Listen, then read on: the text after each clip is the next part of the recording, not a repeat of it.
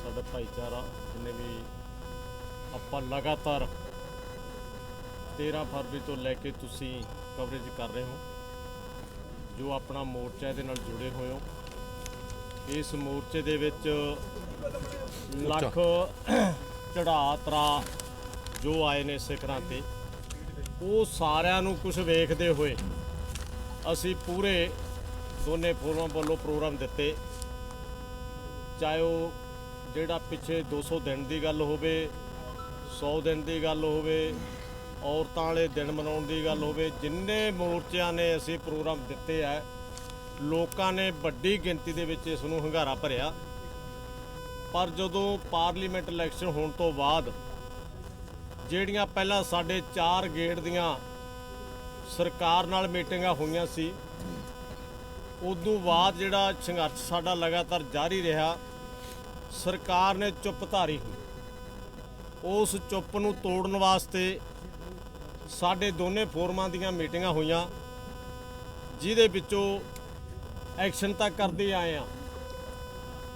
ਜਿਹੜਾ ਸਿੱਖਾਂ ਦੇ ਐਕਸ਼ਨ ਹੈ ਉਹਦੇ ਵਿੱਚੋਂ ਸਾਡੀ ਸਹਿਮਤੀ ਬਣ ਕੇ ਦੋਨੇ ਫੋਰਮਾਂ ਦੀ ਕਿ 26 ਤਰੀਕ ਨੂੰ ਸਰਦਾਰ ਜਗਜੀਤ ਸਿੰਘ ਡੱਲੇਵਾਲ ਮਰਵਰ ਤੇ ਬੈਠਣਗੇ। ਅਗਰ 10 ਦਿਨਾਂ ਦੇ ਵਿੱਚ ਸਰਕਾਰ ਨਹੀਂ ਬੋਲਦੀ, ਇਸ ਮੰਗਾਂ ਵੱਲ ਨਹੀਂ ਧਿਆਨ ਦਿੰਦੀ, ਤਾਂ ਉਹ ਜਿਹੜੇ ਸਾਡੇ ਜਥੇ ਆ ਉਹ ਵੀ ਸ਼ੁਰੂ ਕਰਾਂਗੇ। ਪਰ ਉਹ ਪੋਜੀਸ਼ਨ ਹੁਣ ਤੱਕ ਤੁਸੀਂ ਸਾਰਾ ਵੇਖਿਆ,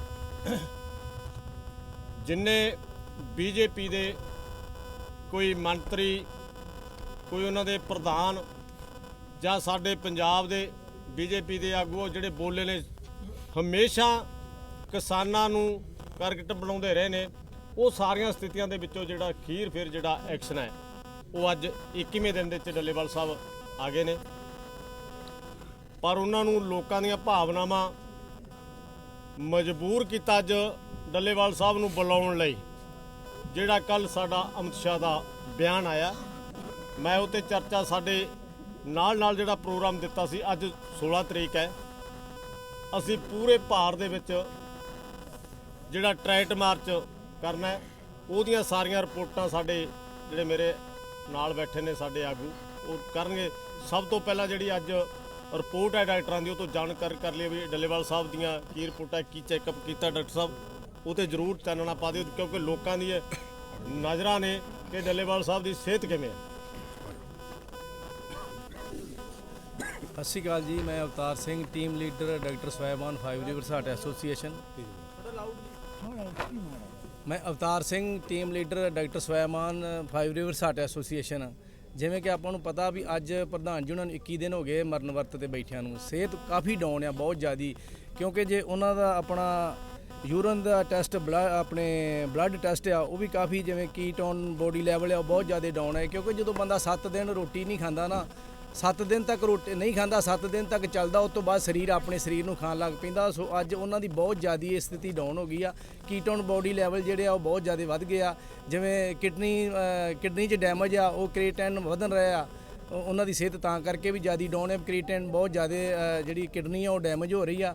ਸੋ ਸਥਿਤੀ ਬਹੁਤ ਜ਼ਿਆਦਾ ਡਾਊਨ। ਜਿਵੇਂ ਅੱਜ ਉਹ ਬਾਹਰ ਆਏ ਸੀ 15-20 ਮਿੰਟ ਬਾਹਰ ਆਏ, ਤੇ ਜਦੋਂ ਉਹਨਾਂ ਨੂੰ ਅੰਦਰ ਲੈ ਕੇ ਜਾਇਆ ਗਿਆ, ਉਹਨਾਂ ਦਾ ਕਾਫੀ ਟਾਈਮ ਉਹਨਾਂ ਦਾ ਜਿਹੜਾ ਸਰੀਰ ਹੈ ਸਟੇਬਲ ਨਹੀਂ ਹੋਇਆ। ਬਲੱਡ ਪ੍ਰੈਸ਼ਰ ਵੀ ਅਪ ਡਾਊਨ ਹੁੰਦਾ ਰਿਹਾ, ਜਿਹੜੀ ਸ਼ੂਗਰ ਵੀ, ਜਿਹੜਾ ਉਹਨਾਂ ਦੀ ਪਲਸ ਵੀ, ਉਹ ਵੀ ਮਤਲਬ ਹਾਰਟ ਰੇਟ ਵੀ ਬਹੁਤ ਜ਼ਿਆਦਾ ਡਾਊਨ ਅਪ ਡਾਊਨ ਹੁੰਦੀ ਰਹੀ ਆ। ਸਥਿਤੀ ਬਹੁਤ ਜ਼ਿਆਦਾ ਗੰਭੀਰ ਹੈ। ਜਿਵੇਂ ਮੈਂ ਅੱਜ ਦੱਸਣਾ ਚਾਹੁੰਦਾ ਵੀ ਕਹਿੰਦੇ ਆ ਵੀ ਸਾਨੂੰ ਲੋਕ ਇੱਥੇ ਆਣ ਕਹਿੰਦੇ ਵੀ ਡਾਕਟਰ ਨਹੀਂ ਮਿਲਣ ਦਿੰਦੇ ਪ੍ਰਧਾਨ ਜੀ ਉਹਨਾਂ ਨੇ ਜਾਂ ਕਿੱਦਾਂ, ਕਿਉਂਕਿ ਅਸੀਂ ਮਿਲਣ ਤੋਂ ਥੋੜ੍ਹੀ ਰੋਕਦੇ ਹਾਂ। ਸਾਡਾ ਤੇ ਮੈਂ ਅੱਗੇ ਦੱਸਣ ਦਿਆਂ ਵੀ ਆਪਣੀ ਟੀਮ ਡਾਕਟਰ ਸਵੈਮਨ ਬਾਹਰ USA UK ਕੈਨੇਡਾ ਦੇ ਵਿੱਚ ਵੀ ਆਪਣੇ ਗੁਰਦੁਆਰਿਆਂ ਸਾਹਿਬਾਂ ਦੇ ਵਿੱਚ ਵੀ ਜਿਹੜੇ ਜਥੇਦਾਰਾਂ ਨਾਲ ਮੀਟਿੰਗਾਂ ਕਰਕੇ ਉੱਥੇ ਵੀ ਅਰਦਾਸਾਂ ਹੋ ਰਹੀਆਂ ਪ੍ਰਧਾਨ ਜੀ ਉਹਨਾਂ ਦੀ ਸਿਹਤ ਨੂੰ ਲੈ ਕੇ। ਜਿਹੜੇ ਐਕਟਰਸ ਆ, ਆਪਣੇ ਜਿਹੜੇ ਸਿੰਗਰ ਆ, ਸਪੋਰਟਸਮੈਨ ਆ, ਉਹ ਵੀ ਆਪਣੇ ਨਾਲ ਰਾਬਤਾ ਕਰਦੇ ਆ, ਆਪਣੇ ਕੋਲ ਪ੍ਰਧਾਨ ਜੀ ਉਹਨਾਂ ਦੀ ਸਿਹਤ ਬਾਰੇ ਜਾਣਕਾਰੀ ਲੈਂਦੇ ਆ। ਸਾਡੀ ਤਾਂ ਇਹੋ ਸੋਚ ਆ ਵੀ ਆਉਣ ਲੋਕ ਇੱਥੇ ਮਿਲਣ ਉਹਨਾਂ ਨੂੰ, ਪਰ ਇਹ ਆ ਵੀ ਜਿੱਦਾਂ ਉਹਨਾਂ ਨੂੰ ਪ੍ਰੀਕਾਸ਼ਨ ਦੀ ਲੋੜ ਆ, ਜਿਵੇਂ ਉਹਨਾਂ ਦੀ ਸਿਹਤ ਮਤਲਬ ਇੱਕ ਨਾਜ਼ੁਕ ਹੋ ਚੁੱਕੀ ਹੈ ਕਿ ਜਿਵੇਂ ਬਹੁਤ ਜ਼ਿਆਦਾ ਬਿਮਾਰ ਆਦਮੀ ਵਰਗੀ, ਜਿਵੇਂ ਛੋਟੇ ਬੱਚੇ ਵਰਗੀ ਹੈ ਵੀ ਉਹਨਾਂ ਨੂੰ ਵਾਇਰਲ ਇਨਫੈਕਸ਼ਨ, ਬੈਕਟੀਰੀਆ ਇਨਫੈਕਸ਼ਨ, ਜਿਹੋ ਜਿਹੀ ਇਨਫੈਕਸ਼ਨਾਂ ਦਾ ਡਰ, ਤਾਂ ਕਰਕੇ ਉਹਨਾਂ ਨੂੰ ਪ੍ਰੀਕਾਸ਼ਨ ਥੋੜ੍ਹਾ ਜਿਹਾ ਵਰਤਿਆ ਜਾ ਰਿਹਾ ਵਾ। ਸੋ ਮੈਂ ਤੇ ਸਰਦਾਰ ਆਪਣੇ ਭਗਵੰਤ ਮਾਨ ਜੀ ਨੂੰ ਵੀ ਤੇ ਮੋਦੀ ਜੀ ਨੂੰ ਵੀ ਆਨਾ ਵੀ ਆਣ ਕੇ ਮਿਲਣ, ਕਿਉਂਕਿ ਮਿਲਣ ਵਾਸਤੇ ਤੇ ਆਪਾਂ ਬੈਠੇ ਆ, ਆਪਣੇ ਹੱਕਾਂ ਵਾਸਤੇ ਕਿਸਾਨ ਬੈਠੇ ਇੱਥੇ ਸੜਕਾਂ ਤੇ ਰੁਲਦਾ। ਮਿਲਣਾ ਤੇ ਹੈਗਾ, ਮਿਲਣ ਤੇ ਹੈ, ਪਰ ਆਉਣ ਮਿਲਣ ਆਉਣ, ਕੁਝ ਹੱਲ ਕਰਨ ਆਉਣ। ਇਹ ਨਹੀਂ ਵੀ ਆਣ ਕੇ ਉਹਨਾਂ ਨੂੰ ਕੋਈ ਇਨਫੈਕਸ਼ਨ ਦੇਣ ਆਉਣ ਜਾਂ ਕੋਈ ਉਹਨਾਂ ਨੂੰ ਬਿਮਾਰੀਆਂ ਦੇਣ ਆਉਣ। ਸੋ ਆਣ ਕੇ ਉਹਨਾਂ ਦੀ ਜਿਹੜੀ ਉਹਨਾਂ ਦੇ ਜਿਹੜੇ ਆਪਣੇ ਹੱਕ ਆ ਉਹਨਾਂ ਦੀ ਜਿਹੜੀ ਮੰਗਾਂ ਉਹਨਾਂ ਦੇ ਬਾਰੇ ਡਿਸਕਸ ਕਰਨ ਆਉਣ। ਸੋ ਸਤਿ ਸ਼੍ਰੀ ਅਕਾਲ, ਧੰਨਵਾਦ। ਚਲੋ पत्रकार साथियों, आज जो देश भर में संयुक्त किसान मोर्चा, गैर राजनीतिक भारत और किसान मजदूर मोर्चा दोनों फोरमों की ओर से प्रोग्राम दिए गए थे। आज ट्रैक्टर मार्च दिया गया था। तो ट्रैक्टर मार्च चाहे हमारे हरियाणा की बात करें, दूसरे राज्यों की बात करें, दक्षिण भारत की बात करें, बड़ा एक लोगों में अपने आप उत्साह था। एक रोष भी है सरकार के प्रति, केंद्र सरकार के प्रति भी, जो इतने दिनों से आज 21वें दिन में हमारे माननीय सरदार जगजीत सिंह डल्लेवाल जी ज़िंदगी और मौत की लड़ाई लड़ रहे हैं, संघर्ष में हैं। अपने बच्चों के भविष्य के लिए किसानों की, मजदूरों की आवाज़ बनकर आज एक मसीहा के रूप में जो डल्लेवाल जी को देखा जा रहा है। तो एक जैसे डॉक्टर साहब ने बोला अरदास बेनतियों की बात, तो हमारे मस्तुआना साहब में जो गुरुद्वारा गुरदर्शन प्रकाश है, वहाँ परसों रोज से श्री अखंड पाठ साहब प्रकाश कराए गए थे ट्रस्ट की ओर से, मोर्चे की जीत के लिए और डल्लेवाल जी की चढ़ती कला और सेहतयाबी के लिए।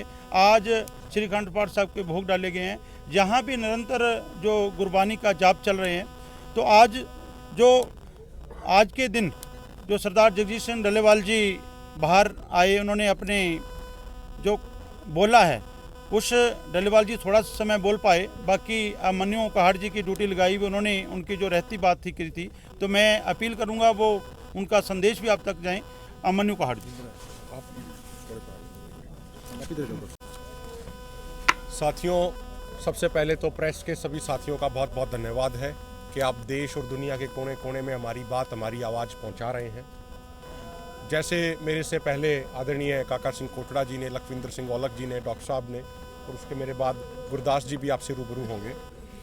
आज लगभग सुबह 11-12 बजे सरदार जगजीत सिंह डल्लेवाल जी ने कहा हमारे कमेटी के मेंबर्स को कि मैं आज मीडिया के माध्यम से पूरे देश के लोगों तक अपनी बात पहुंचाना चाहता हूं। उनके मन को बड़ी पीड़ा थी जब से कल से उन्होंने देश के गृह मंत्री माननीय अमित शाह जी का बयान सुना, जिसमें उन्होंने कुछ ऐसी बातें कही जो सत्य से परे थी। उन्होंने कहा कि हम वॉल्यूम वाइज 2.5 गुना ज़्यादा खरीद रहे हैं, उसके अलावा 3.5 गुना कीमत के हिसाब से ज़्यादा खरीद रहे हैं। तो उनका मन था सरदार जगजीत सिंह डल्लेवाल जी का, वो इस पे बात सबके सामने, पूरे देश के सामने रखें। तो आज लगभग 2:30 बजे के आसपास सरदार जगजीत सिंह डल्लेवाल जी ने कहा, जो मैं ये शब्द बयान कर रहा हूँ, ये सारी भावना, सारे पॉइंट सरदार जगजीत सिंह डल्लेवाल जी ने खुद नोट कराए हैं। तो आवाज़ या शब्द हमारे हो सकते हैं, लेकिन भावना सरदार जगजीत सिंह डल्लेवाल जी की है। उन्होंने ये कहा कि इतने बड़े पद पे बैठ के, इतने बड़े संवैधानिक पद पे बैठ के कोई व्यक्ति, जिम्मेदार व्यक्ति अगर ऐसी बात करे जो सत्य से परे हो, तो उसे सुन के बड़ा दुख होता है। अगर हम रिकॉर्ड की बात करें, अगर हम आंकड़ों की बात करें, गृह मंत्री जी कहते हैं कि हम 2.5 गुना ज़्यादा खरीद रहे हैं। माननीय गृह मंत्री जी, अगर आप देखेंगे समय के अनुसार प्रोडक्शन भी लगातार बढ़ता जा रहा है। आपके कार्यकाल के 10 साल पहले देखेंगे तो प्रोडक्शन कम था, उससे पहले देखेंगे प्रोडक्शन कम था। तो जब प्रोडक्शन बढ़ेगा तो निश्चित सी बात है कि खरीद तो अपने आप बढ़नी ही है।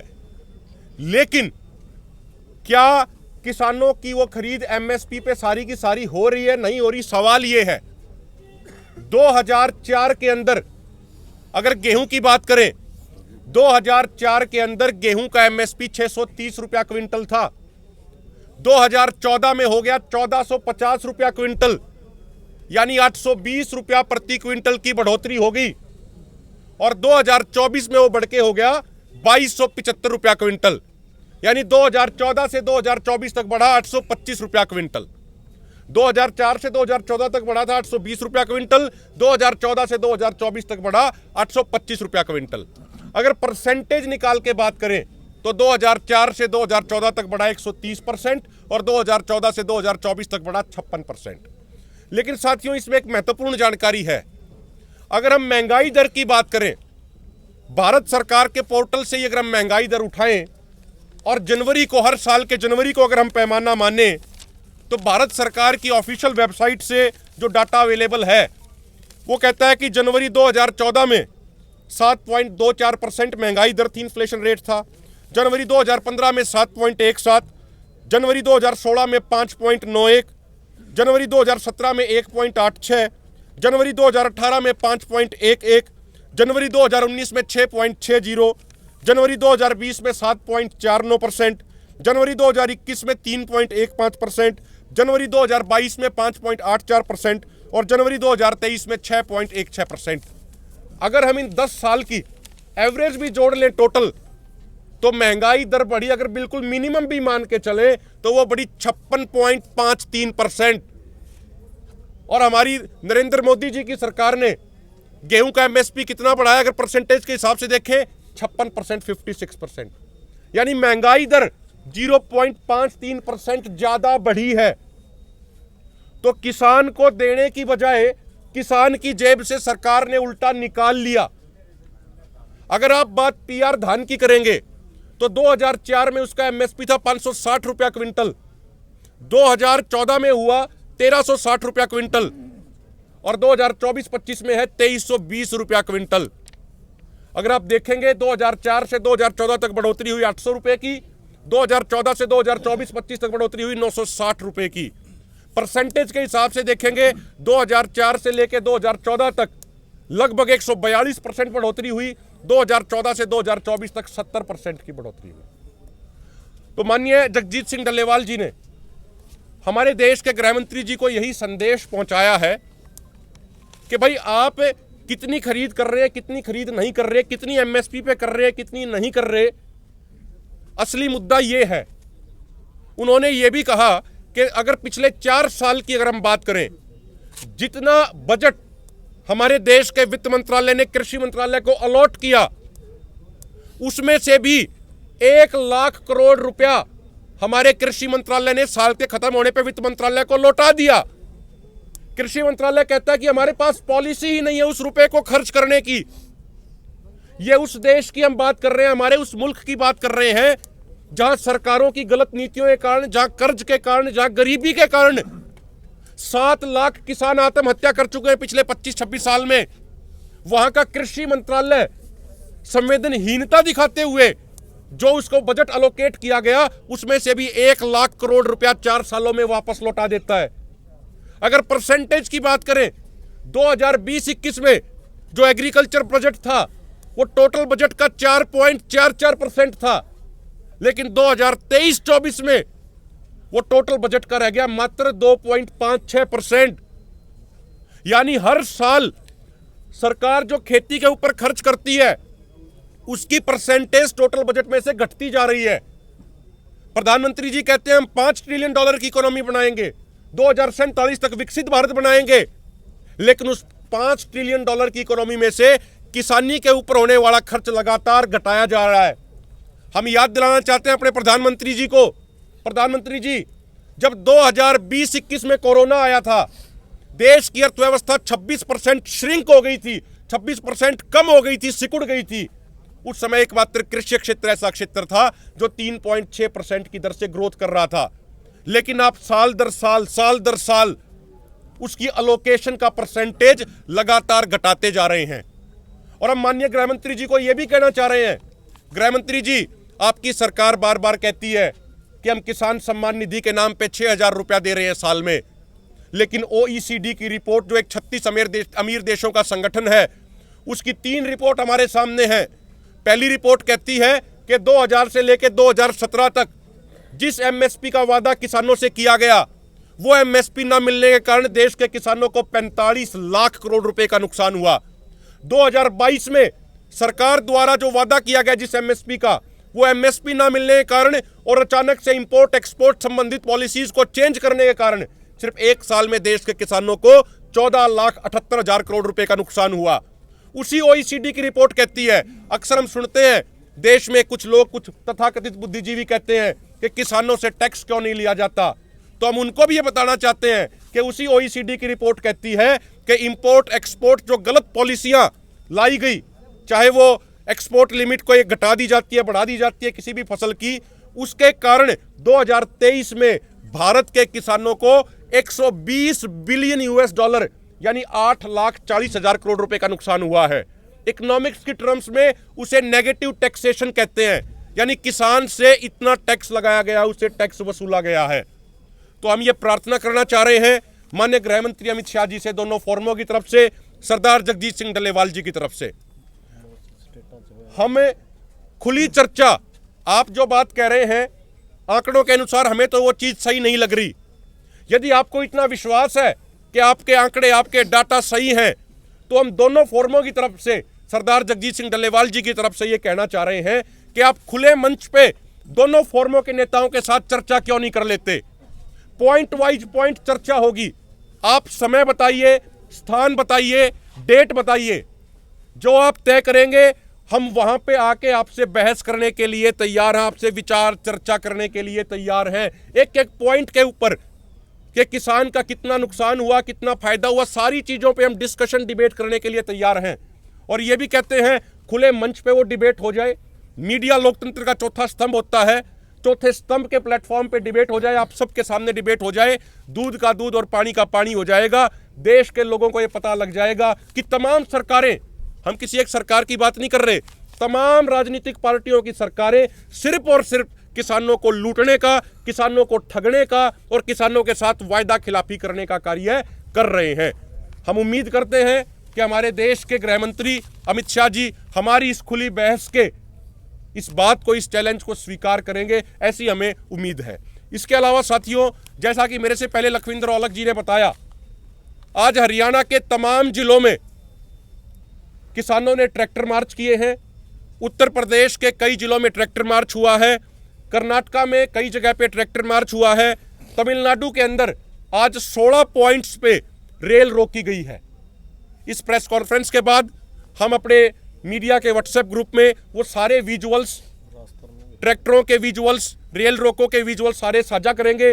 राजस्थान के अंदर हनुमानगढ़ और गंगानगर जिलों में बड़े सतर पे बड़ा ट्रैक्टर मार्च आयोजित किया गया है। तो ये सरदार जगजीत सिंह डल्लेवाल जी और संयुक्त किसान मोर्चा, नॉन पॉलिटिकल और किसान मजदूर मोर्चा के नेतृत्व में जो ये लड़ाई 13 फरवरी से शुरू की गई, 26 नवंबर से जो ये लड़ाई तेज करी गई है, इसका दायरा लगातार बढ़ता जा रहा है। मध्य प्रदेश के श्योपुर में, अशोकनगर में, तमाम जिलों में आज बड़े बड़े ट्रैक्टर मार्च सरदार जगजीत सिंह डल्लेवाल जी के आमरण अनशन के समर्थन में हुए हैं। इसके अलावा जो पॉइंट ट्रैक्टर मार्च के बच गए होंगे वो हम आपको पूरी प्रेस रिलीज में वो प्रमुखता के साथ दे देंगे। और अंत में ये जरूर कहना चाहते हैं कि आज जितने भी संत महापुरुष, धार्मिक लोग, सामाजिक लोग, अलग अलग किसान संगठनों के सम्मानित लोग और राजनीतिक लोग जो भी आज आए हैं सरदार जगजीत सिंह डल्लेवाल जी का समर्थन करने के लिए, उनका हालचाल जानने के लिए, हमारी खापों की सरदारी, हम उन सब का तहे दिल से, दिल की गहराइयों से बहुत बहुत धन्यवाद करते हैं। सबका सत्कार है, सबका सम्मान है और हमें उम्मीद है कि इसी तरीके से एक एक बूंद जुड़ते जुड़ते जुड़ते जुड़ते ये सागर पूरा भरेगा और किसानों की मांगें भी जल्द से जल्द पूरी होंगी। बहुत बहुत धन्यवाद। गुरदास जी। मीडिया ਦਾ ਧੰਨਵਾਦ ਔਰ ਵਾਹਿਗੁਰੂ ਜੀ ਕਾ ਖਾਲਸਾ ਤੇ ਵਾਹਿਗੁਰੂ ਜੀ ਕੀ ਫਤਿਹ। ਸਾਡੇ ਜਰਨੈਲ, ਬੁੱਢੇ ਜਰਨੈਲ ਕਿ ਸਾਡੇ ਪਰੰਪਰਾ ਤੋਂ ਚੱਲਦੀ ਆਈ ਹੈ ਕਿ ਬੁੱਢੇ ਜਰਨੈਲ ਸ਼ਹੀਦੀਆਂ ਦਿੰਦੇ ਆਏ ਹੈ। ਇਸ ਲਈ ਸਾਡੇ ਸਰਦਾਰ ਜਗਜੀਤ ਸਿੰਘ ਜੀ ਡੱਲੇਵਾਲ ਦੀ ਸਿਹਤ ਬਹੁਤ ਕਮਜ਼ੋਰ ਹੈ ਔਰ ਅੱਜ ਵੀ ਜਦੋਂ ਕਿ ਬੋਲ ਰਹੇ ਸੀ ਮੀਡੀਆ ਦੇ ਨਾਲ ਉਦੋਂ ਵੀ ਕੁਛ ਬੀਪੀ ਉਹਨਾਂ ਦਾ ਘਟਿਆ। ਔਰ ਮੈਂ ਪ੍ਰਮਾਤਮਾ ਮੂਹਰੇ ਵੀ ਅਰਦਾਸ ਕਰਦਾ ਵੀ ਸੱਚੇ ਪਾਤਸ਼ਾਹ ਇਹਨਾਂ ਦੀ ਉਮਰ ਵੱਡੀ ਕਰੇ। ਔਰ ਮੈਂ ਇਸ ਸਰਕਾਰ ਨੂੰ ਕਹਿਣਾ ਪ੍ਰਮਾਤਮਾ ਇਹਨਾਂ ਨੂੰ ਸਮੱਤ ਦੇਵੇ ਜਿਹੜੇ ਕਿ ਸਾਡੀਆਂ ਮੰਗਾਂ ਹੈ ਉਹ ਮੰਗਾਂ ਨੂੰ ਪੂਰੀਆਂ ਕਰਨ। ਇੱਕ ਮੈਂ ਅਪੀਲ ਮੇਰੇ ਕਿਸਾਨ ਭਰਾਵਾਂ ਨੂੰ ਵੀ ਜ਼ਰੂਰ ਕਰਦਾ ਵੀ ਮੇਰੇ ਕਿਸਾਨ ਭਰਾਵੋ ਵੱਧ ਤੋਂ ਵੱਧ ਇੱਥੇ ਪਹੁੰਚਣ ਦੀ ਗੱਲ ਜ਼ਰੂਰ ਕਰੋ, ਪਹੁੰਚੋ ਇੱਥੇ। ਕਾਰਨ ਇਹ ਹੈ ਕਿ ਜਿਹੜੇ ਇੱਥੇ ਪਹੁੰਚਦੇ ਹੈ ਉਹ ਕੱਲ੍ਹ ਨੂੰ ਜਦੋਂ ਇਹ ਮੋਰਚਾ ਜਿੱਤਿਆ ਗਿਆ ਤੇ ਉਹਨਾਂ ਦੀਆਂ ਹਿਸਟਰੀਆਂ ਵੀ ਬਣਨਗੀਆਂ ਜਿਵੇਂ ਪਹਿਲਾਂ ਜਿੱਤੇ ਹੋਏ ਮੋਰਚੇ ਹੈ, ਉਹ ਹਿਸਟਰੀਆਂ ਬਣਨਗੀਆਂ। ਤੇ ਉਦੋਂ ਜਦੋਂ ਸਾਡੇ ਪੁੱਤ ਪੋਤੇ ਪੁੱਛਣਗੇ, ਕਿਉਂ ਸੱਥ ਦੇ ਵਿੱਚ ਗੱਲ ਚੱਲੂਗੀ, ਜਦੋਂ ਆਖਣਗੇ ਬਾਪੂ ਜੀ ਆਪਣਾ ਵੀ ਕੋਈ ਗਿਆ ਸੀ ਤੇ ਉਦੋਂ ਇਹ ਕੀ ਕਹੋਗੇ ਤੁਸੀਂ ਵੀ ਆਪਣਾ ਕੋਈ ਗਿਆ ਨਹੀਂ। ਮੈਂ ਇਸ ਕਰਕੇ ਮੇਰੇ ਕਿਸਾਨ ਭਰਾਵਾਂ ਨੂੰ ਆਂਦਾ ਵੀ ਉਸ ਲਿਸਟ ਦੇ ਵਿੱਚ ਤੁਹਾਡਾ ਨਾਂ ਵੀ ਜ਼ਰੂਰ ਆਉਣਾ ਚਾਹੀਦਾ ਵੀ ਹਾਂ ਆਪਣਾ ਵੀ ਗਿਆ ਸੀ। ਮੈਂ ਇੰਨੀਆਂ ਗੱਲਾਂ ਕਹਿੰਦਾ ਹੋਇਆ ਉਹ ਵਾਹਿਗੁਰੂ ਜੀ ਕਾ ਖਾਲਸਾ ਉਹ ਵਾਹਿਗੁਰੂ ਜੀ ਕੀ ਫਤਿਹ। नवंबर को संयुक्त किसान मोर्चा, गैर राजनीतिक और किसान मजदूर मोर्चा की ओर से पंजाब भर में रैलियां रोकी जाएंगी। उनके जो पॉइंट है वो कल प्रेस रिलीज में जारी कर दिए जाएंगे। 12 बजे से लेकर 3 बजे तक रेल रोको प्रोग्राम जो पंजाब में है, दोनों फोरमों की ओर से ऐलान किया था, वो बाखूबी से जो सारी रैलियां हमारे संगठन है दोनों फोरमों से जुड़े हुए, और आमजन से भी अपील है।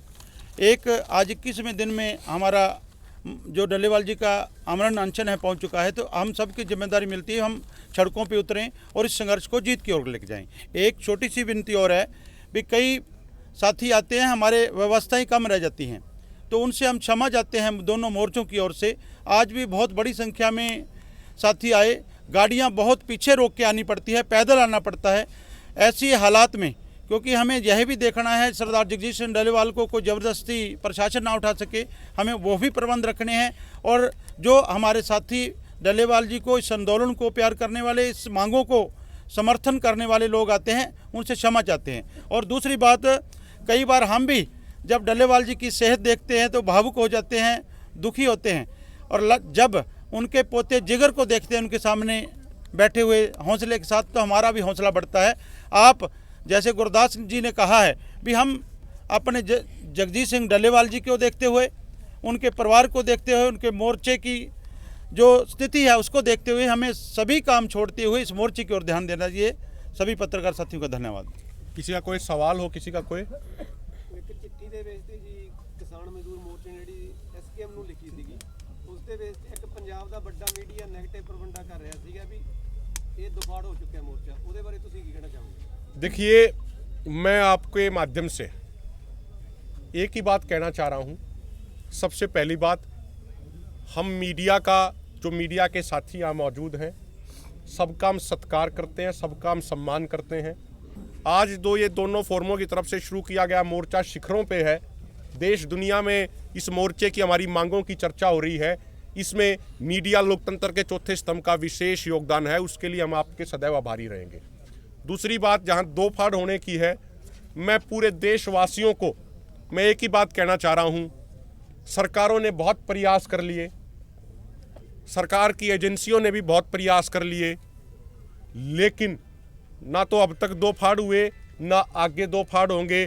जो ये दोनों मोर्चे हैं, इनका बॉन्ड फेविकोल के बॉन्ड की तरह मजबूत है।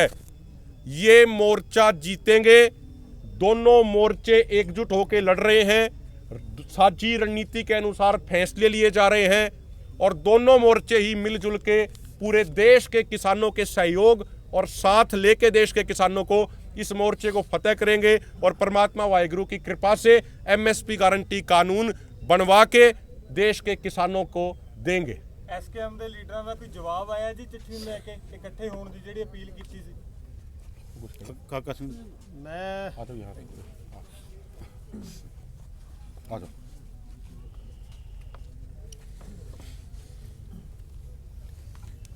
ਮੈਂ ਸਾਰੀ ਮੀਡੀਆ ਨੂੰ ਹੀ ਬੇਨਤੀ ਕਰਦਾ, ਜਿਹੜੀ ਸਥਿਤੀ ਦੇ ਵਿੱਚ ਅੱਜ ਡੱਲੇਵਾਲ ਸਾਹਿਬ ਦੀ ਸਿਹਤ ਹੈ, ਜਿਹੜੇ ਸਥਿਤੀ ਦੇ ਵਿੱਚ ਅਸੀਂ ਦੋਨੇ ਮੋਰਚੇ ਹੈਗੇ ਆ, ਅੰਦਰਲੇ ਕੋਈ ਰੌਲਾ ਨਹੀਂਗਾ, ਸਾਡੀ ਸਹਿਮਤੀ ਨਾਲ ਸਾਰਾ ਕੁਝ ਹੈ, ਸਹਿਮਤੀ ਹੈ। ਮੈਂ ਅਪੀਲ ਕਰਦਾ ਕਿ ਇਸ ਇਸ਼ੂਆਂ ਨੂੰ ਛੱਡ ਕੇ ਜਿਹੜੇ ਇਸ਼ੂ ਨੂੰ ਆਪਾਂ ਬੈਠੇ ਆ, ਉਸ ਇਸ਼ੂਆਂ ਵੱਲ ਅਸੀਂ ਹੈਗੇ ਆ। ਜਲਦੀ ਕੋਈ ਰੌਲਾ ਨਹੀਂਗਾ। ਸਾਡੇ ਦੋਨੇ ਫੋਰਮਾਂ ਦੀ ਮੀਟਿੰਗ ਹੁੰਦੀ ਹੈ, ਕੱਲ ਵੀ ਹੋਈ ਆ, ਫੇਰ ਵੀ ਹੋ ਜੂ। ਸਾਰੀ ਨੀਤੀ ਹੈ ਜਿਹੜੀ ਉਹ ਸਪਸ਼ਟ ਕਰਾਂਗੇ। ਇਸ ਗੱਲ ਨੂੰ ਮੈਨੂੰ ਲੱਗਦਾ ਇਹੀ ਗੱਲ ਬੀਜੇਪੀ ਸਰਕਾਰ ਚਾਹੁੰਦੀ ਹੈ ਕਿ ਐਂ ਹੋ ਗਿਆ, ਐਂ ਹੋ ਗਿਆ। ਇਸ਼ੂ ਸਾਡੇ ਜਿਹੜੇ ਐਮਐਸਪੀ ਗਰੰਟੀ ਕਾਨੂੰਨ ਲੈਣਾ, ਸਵਾਮੀਨਾਥਨ ਦੀ ਰਿਪੋਰਟ ਲੈਣੀ, ਕਰਜ਼ੇ ਤੋਂ ਲੋਕਾਂ ਨੂੰ ਮੁਕਤ ਕਰਵਾਉਣਾ, ਜਿਹੜੇ ਵਾਅਦੇ ਸਾਡੇ ਨਾਲ ਕੀਤੇ ਸੀ, ਜਿਹੜੇ ਮੰਗਾਂ ਛੱਡ ਕੇ ਆਏ ਉਹਨੂੰ ਲਾਗੂ ਕਰਵਾਉਣ ਕਰਨੀ ਧਿਆਨ ਕਰਕੇ। ਜੋ ਆਸੇ ਪਾਸੇ ਖਬਰਾਂ ਆਉਂਦੀਆਂ, ਦੋਨੇ ਮੋਰਚੇ ਸਹਿਮਤੀ ਹੈ, ਸਾਡੀ ਸਾਰੀ ਸਹਿਮਤੀ ਨਾਲ ਗੱਲ ਹੁੰਦੀ ਹੈ। ਮੈਂ ਕਹਿੰਦਾ ਮੇਰੀ ਅਪੀਲ ਆ ਸਾਰੇ ਮੀਡੀਆ ਨੂੰ ਕਿ ਇਸ ਇਸ਼ੂ ਨੂੰ ਛੱਡ ਕੇ ਅਗਲਾ ਇਸ਼ੂ ਆਪਾਂ ਮਾਨਸਾ ਵਰਗੇ ਲੀਡਰ ਦੇ ਉਹ ਇੱਕ ਤੋਂ ਬਾਅਦ ਇੱਕ ਆਪਦੇ ਬਿਆਨ ਤੋਂ ਵਟਾ ਲਾਓ, ਫਿਰ ਉਹੀ ਬਿਆਨ ਦਿੰਦੇ ਦੇਖੋ। ਉਹਨਾਂ ਦੇ ਜਿਹੜੇ ਆਗੂ ਆਏ ਨੇ, ਸਾਡੀ ਉਹਨਾਂ ਨਾਲ ਗੱਲ ਹੋਈ ਹੈ। ਜਿਵੇਂ ਅੱਜ ਵੀ ਦਰਸ਼ਪਾਲ ਜੀ ਆਏ ਨੇ, ਕੱਲ੍ਹ ਵੀ ਗੁਰਨਾਮ ਚਨੂਨੀ ਆਏ ਸੀ, ਉਹ ਹੋਰ ਸਾਰੇ ਆਏ ਸੀ। ਜਿਹੜੇ ਵੀ ਆਏ ਆ, ਉਹ ਜਿਹੜੇ ਬੋਲਦੇ, ਮੈਨੂੰ ਕਹਿ ਵੀ ਉਹਨਾਂ ਨੂੰ ਪਹਿਲਾਂ ਆਪਦੀ ਮੀਟਿੰਗ ਕਰ ਲੈਣ, ਆਪਦੀ ਮੀਟਿੰਗ ਕਰਕੇ ਸਾਂਝਾ ਫੈਸਲਾ ਕਰਨ, ਜਿਵੇਂ ਸਾਡੇ ਮੋਰਚੇ ਵੱਲੋਂ ਹੈ, ਗੈਰ ਰਾਜਨੀਤਿਕ ਵੱਲੋਂ ਕਿਸਾਨ ਮਜ਼ਦੂਰ ਮੋਰਚਾ ਹੈ, ਉਹਨਾਂ ਦਾ ਵੀ ਮੋਰਚਾ ਹੈ, ਉਹ ਆਪਦੀ ਮੀਟਿੰਗ ਸੱਦ ਕੇ ਆਪਦੀ ਨੀਤੀ ਸਪਸ਼ਟ ਕਰਕੇ ਫੇਰ ਹੀ ਇਹੋ ਜਿਹਾ ਬਿਆਨ ਦੇਣਾ ਚਾਹੀਦਾ। ਇਸ ਵੇਲੇ ਸਰਕਾਰ ਨੂੰ ਕੋਈ ਮੌਕਾ ਨਹੀਂ ਦੇਣਾ ਚਾਹੀਦਾ। ਤੁਸੀਂ ਮਾਨਸਾ ਦੇ ਡੱਲੇਵਾਲ ਸਾਹਿਬ ਨੂੰ ਕਹਿੰਦੇ ਮਰਨ ਛੱਡ ਕੇ ਪਹਿਲਾਂ ਮੀਟਿੰਗ ਕਰ ਲੈਣ ਕਹਿੰਦੇ। ਚਲੋ ਮੈਂ ਜਦੋਂ ਇਧਰੋਂ ਐਡੀ ਵੱਡੀ ਤੁਹਾਨੂੰ ਅਪੀਲ ਕੀਤੀ ਹੈ ਚਿੱਠੀ ਵਾਲੀ, ਉਹ ਇਹੋ ਜਿਹੀਆਂ ਛੋਟੀਆਂ ਗੱਲਾਂ ਨੇ, ਅਸੀਂ ਉਧਰ ਨੂੰ ਤੁਰ ਗਏ। ਸਾਰਿਆਂ ਦਾ ਧੰਨਵਾਦ। ਤੇ ਕੋਈ ਸਰਕਾਰ ਵੱਲੋਂ ਗੱਲਬਾਤ ਦਾ ਕੋਈ ਦੌਰ ਸ਼ੁਰੂ ਕਰਨ ਬਾਰੇ ਗੱਲ ਹੋਈ ਹੈ? ਕਿਉਂਕਿ ਅੱਜ ਵੀ ਆਮ ਆਦਮੀ ਪਾਰਟੀ ਦੇ ਕਈ ਲੀਡਰ ਸਾਹਿਬਾਨ ਇੱਥੇ ਪਹੁੰਚੇ ਆ, ਜਿੱਦਾਂ ਕੰਗ ਸਾਹਿਬ, ਕੋਈ ਉਹਨਾਂ ਵੱਲੋਂ ਕੋਈ ਗੱਲ ਹੋਈ ਹੈ? ਡੱਲੇਵਾਲ ਸਾਹਿਬ ਨੂੰ ਮਿਲਣ ਆਏ ਸੀ, ਵੀ ਕੋਈ ਗੱਲਬਾਤ ਦਾ ਦੌਰ ਹੈ ਜਿਹੜਾ ਸ਼ੁਰੂ ਹੋ ਸਕਦਾ ਹੈ? ਮੈਂ ਅਸੀਂ ਅਪੀਲ ਕੀਤੀ ਹੈ, ਮੈਂ ਸਾਰੇ ਅੱਜ ਜਿਹੜੇ MP ਆਏ ਆ, ਅਸੀਂ ਉਹਨਾਂ ਨੂੰ ਅਪੀਲ ਕੀਤੀ ਹੈ ਕਿ ਵੱਖ-ਵੱਖ ਜਦੋਂ ਸਟੇਟਾਂ ਦੀ ਗੱਲ ਹੁੰਦੀ ਹੈ, ਜਦੋਂ ਇਸ਼ੂ ਹੁੰਦਾ ਹੈ, ਸਾਰੇ MP ਆਪਦੀ ਰਾਜਨੀਤੀ ਤੋਂ ਉੱਪਰ ਉੱਠ ਕੇ ਉਸ ਮੰਗ ਤੇ ਇਕੱਠੇ ਹੁੰਦੇ ਨੇ। ਮੈਂ ਜ਼ਰੂਰ ਇਹ ਉਹਨਾਂ ਨੇ MPਆਂ ਨੂੰ ਧਿਆਨ 'ਤੇ ਲਿਆਂਦਾ ਹੈ, ਬਦਕਿਸਮਤੀ ਸਾਡੇ ਪੰਜਾਬੀਆਂ ਦੀ ਕਿ 98% ਕੁਰਬਾਨੀਆਂ ਦੇਣ ਵਾਲੇ, ਦੇਸ਼ ਨੂੰ ਯਾਦ ਕਰਵਾਉਣ ਵਾਲੇ, ਜਦੋਂ ਕੋਈ ਸਾਰੇ ਦੇਸ਼ ਦਾ ਸਾਡਾ ਪ੍ਰਧਾਨ ਮੰਤਰੀ ਬਾਹਰ ਝੋਲੀ ਅੱਡਦਾ ਸੀ ਕਿ ਨਾਜ ਦੀ ਥੋੜਾ ਹੈ, ਅਸੀਂ ਇੱਕ ਦਿਨ ਹੜਤਾਲ ਕਰਦੇ ਹੁੰਦੇ ਸੀਗੇ। ਅੱਜ ਸਾਡੇ 13 MPਆਂ ਨੂੰ ਜ਼ੋਰ ਦੇ ਕੇ ਇਸ ਮੰਗਾਂ ਦੇ ਖਾਤਰ ਕੇਂਦਰ ਦੇ ਖਿਲਾਫ ਇਸ ਲਾਜ਼ਮੀ ਬੈਠਣਾ ਚਾਹੀਦਾ ਹੈ। ਖਾਸ ਕਰਕੇ ਉਹਦੇ ਵਿੱਚੋਂ ਫਿਰ ਦੂਜਾ ਨੰਬਰ MPਆਂ ਤੋਂ ਆਉਂਦਾ ਮੁੱਖ ਮੰਤਰੀ ਦਾ। ਮੁੱਖ ਮੰਤਰੀ ਵੀ ਇਹ ਸਪਸ਼ਟ ਕਰਨ ਜਿਹੜੀ ਲੋਕਾਂ ਦੀ ਮੰਗ ਹੈ ਕਿ ਇਸ ਵਕਤ ਜਿਹੜੇ ਆਪਾਂ ਇੱਥੇ ਮੋਰਚੇ 'ਚ ਬੈਠੇ ਆ ਕਿ ਉਹ ਕਿਸਾਨਾਂ ਨਾਲ ਹੈ ਕਾ ਜੋ BJP ਨਾਲ ਸਰਕਾਰ ਆਪਾਂ ਲੜ ਰਹੇ ਆ ਉਹਨਾਂ ਦੀ ਨੀਤੀ ਦੇ ਨਾਲ ਹੈ। ਇਹ ਆਉਣ ਵਾਲੇ ਦਿਨ 'ਚ ਮੈਨੂੰ ਲੱਗਦਾ ਉਹ ਸਾਨੂੰ MP ਵਿਸ਼ਵਾਸ ਵੀ ਦਿਵਾ ਕੇ ਗਏ ਨੇ ਤੇ ਕੱਲੇ ਸਾਨੂੰ ਉਹਨਾਂ ਨੇ ਆਪਦਾ ਰਿਕਾਰਡ ਜਿਹੜਾ ਉਹਨਾਂ ਨੇ ਕੀਤਾ, ਮੈਂ ਪਾਰਲੀਮੈਂਟ 'ਚ ਆਹ ਬੋਲਿਆ, ਮੈਂ ਪਾਰਲੀਮੈਂਟ 'ਚ ਇਹ ਬੋਲਿਆ, ਆਉਣ ਵਾਲੇ ਦਿਨ 'ਚ ਉਹਨਾਂ ਨੇ ਕਿਹਾ ਵੀ ਅਸੀਂ ਇਕੱਠੇ ਜ਼ਰੂਰ ਬੋਲਾਂਗੇ। ਇਹ ਉਹਨਾਂ ਤੋਂ ਆਸ ਰੱਖੀ। ਧੰਨਵਾਦ। मैं एक चीज़ और इसमें जोड़ना चाहता हूँ। अभी हमारे साथी आए, उन्होंने बताया जो सरकार कहती है कि किसान तो बहुत खुश हैं। आज ही इस मोर्चे के जो नज़दीक वाला गांव है हंसडेर, हरियाणा का पहला गांव पड़ता है, एक किसान ने कर्ज से परेशान होके और ये देख के कि इतना लंबा आंदोलन चल रहा है उसके बाद सरकार बात नहीं सुन रही, उसने आत्महत्या जैसा बहुत एक दुखी कदम मजबूरीवश उसने उठाया है। तो आज किसानों की क्या हालत है, किस स्थिति में किसान है, ये घटना अपने आप सारी चीज़ें बयां कर देती है। ठीक है जी, धन्यवाद।